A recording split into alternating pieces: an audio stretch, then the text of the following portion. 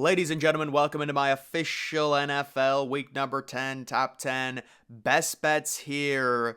And boy, is it a doozy. It seems like there's some real easy games this week. I had no issues putting together a top 10 list. It's going to be very simple. There are some easy ones to pick off, beginning with number 10. It is the interdivisional matchup, the primetime 425 game. Oh my goodness. The Giants at the Dallas Cowboys. The Giants, of course, completely tanking Daniel Jones out for the year. Saquon Barkley, is there really even a point in playing him, getting more wear and tear? You're looking at Dallas minus 16.5. There's a few things to take from a game like this. Number one, Dallas seems to have a few of these games every year where it's like a college spread, because 16.5, that's a college spread. That's a crazy line for an NFL game, but they normally always cover it. So I do like Dallas in this one with Dak Prescott, even with the loss at Philadelphia, still playing very impressive football. 90% chance to win. This is a college game. You don't see 90% chance to win analytically in most NFL matchups, but because the Giants, they really should finish 2-15, guarantee themselves either Drake May or Caleb Williams. They want no part of a win here. And Dallas, very likely going to be playing their backups at the start of the fourth quarter in this one. It is the NFL. Anything can happen, of course, but I would say 7 out of 10 times this game ends with Dallas covering the 16.5. The other thing I would say, I like the value on the over 38.5. The only issue would be possibly the Giants only scoring like 3 or 10 points. I have no faith in the Giants offense right now as currently constructed.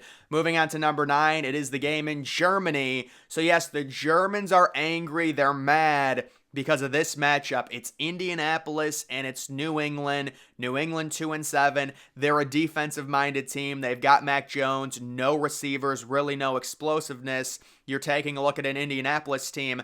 They've got an okay offense. You know, Gardner Minshew is serviceable. But guys, when you're talking about these games in Germany, in Europe, wherever, they're always going to be lower scoring. And you're talking about two teams that are already oriented to be kind of lower scoring. I know Indianapolis scored some last week, but that was kind of a paper tiger thing there where they got 2 pick sixes. I don't see that happening again, obviously. I will take the solid under 43 in this matchup. I do have Indianapolis winning. It's kind of a flip of a coin, but either way, I like the under 43. Moving on to number 8, it is the Packers traveling to Pittsburgh. So I do like the Steelers minus the 3, even though they've had a strange season where they could very easily be like 2-6 this year. I'm not even kidding. They are sitting 5-3. They've won a lot of close games. I like the under 39.5. Jordan Love against this Steelers defense with a banged up offensive line. Not liking that. The value is on the under. I thought the over-under in this game would be 37. Now that it's 39.5, I'm liking the under, and I am liking Pittsburgh to actually cover the minus 3 there. Moving on to number 7, it is Tennessee traveling to Tampa Bay. So Tennessee right now, Will Levis, the vote of confidence. He is their starting quarterback. You've got kind of a resurgence for DeAndre Hopkins and this offense.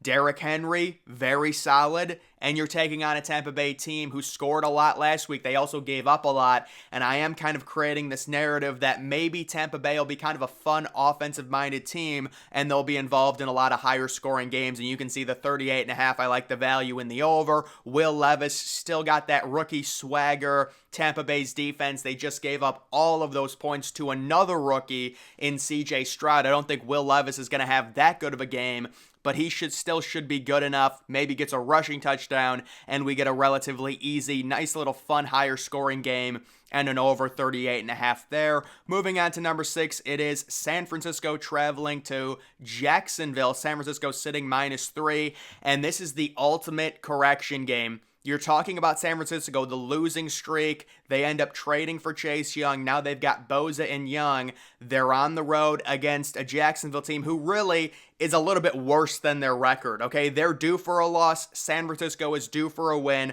I love San Francisco money line in this game, but I think they cover. And this is one of those games where, earlier in the season, when San Francisco was like 2-0, 3-0, I was really fighting their roster because I thought Brock Purdy wasn't good enough, so I would pick against them. But you just have to realize this San Francisco roster is so talented, and I understand they've lost 3 straight games, and I picked against them against Cincinnati. I said Cincinnati would beat them outright on the road. They did, but now I'm back in because I think San Francisco just has such a more talented roster. They're going to be focused coming off of their bye now with Chase Young, minus the 3 there. Moving on to number 5, this is the Sunday night primetime game.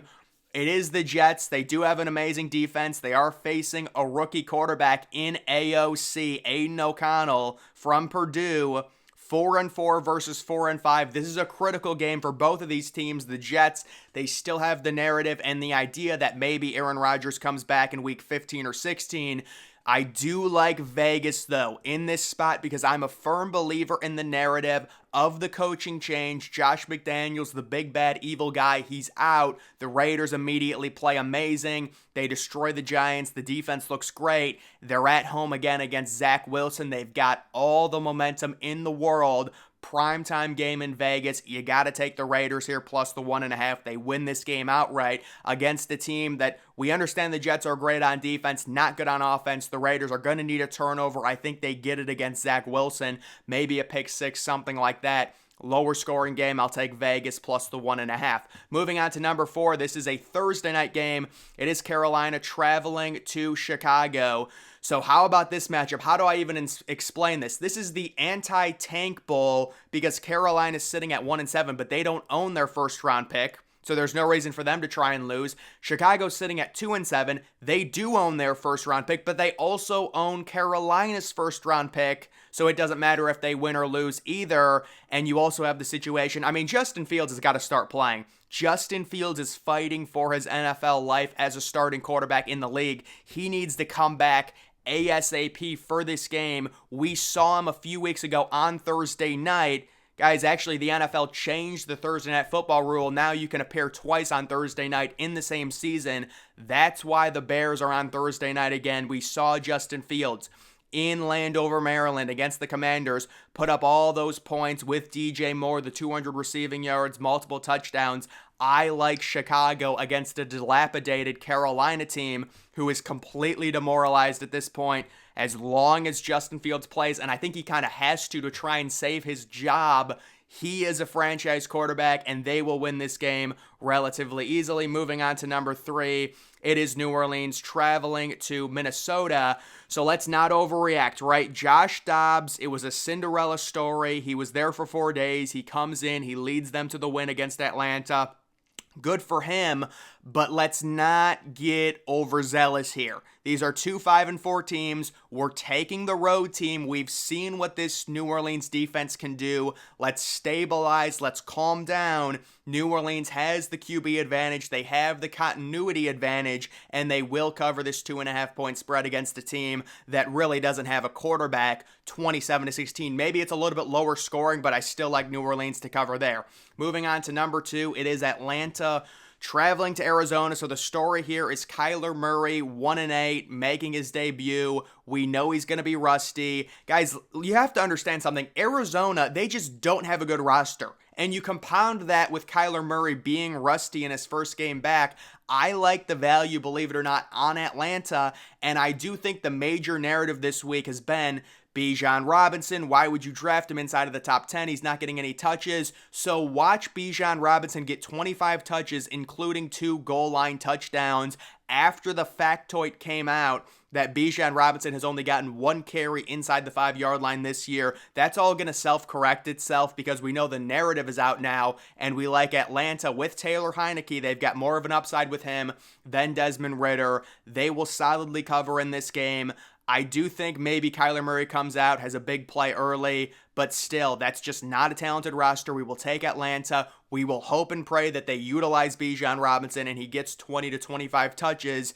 And again, I actually like Taylor Heineke as kind of a serviceable quarterback, even though he lost to Josh Dobbs. And then moving on to number 1, it is Detroit traveling to take on the Chargers. Detroit sitting -2 in this game. The analytics, the ESPN analytics, like the Chargers to win this one outright, 59% chance.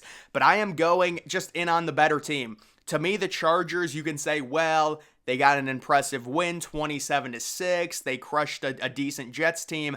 I really didn't see anything that impressive from the Chargers. You can say, yes, Joey Bosa woke up. I'll give you that. They do still have him and Khalil Mack. That is no joke. But Quentin Johnston is a total bust. Keenan Allen is solid, but there's just no other receiver there. Austin Eckler, they really don't have a running game. Like, I feel like no one says that about the Chargers because everyone loves Austin Eckler, and certainly he's a PPR god, he's a fantasy god, but he's not a guy that you can give 20 carries between the tackles and he'll get 140 yards. They do not have a running game. They're one-dimensional, and they don't have a number 2 receiver. And I look at a Detroit team, they're just a little bit more put together. They're more complete. This could be a correction game. You could say, well, Detroit's going to fall to 6-3. They're not nearly as good.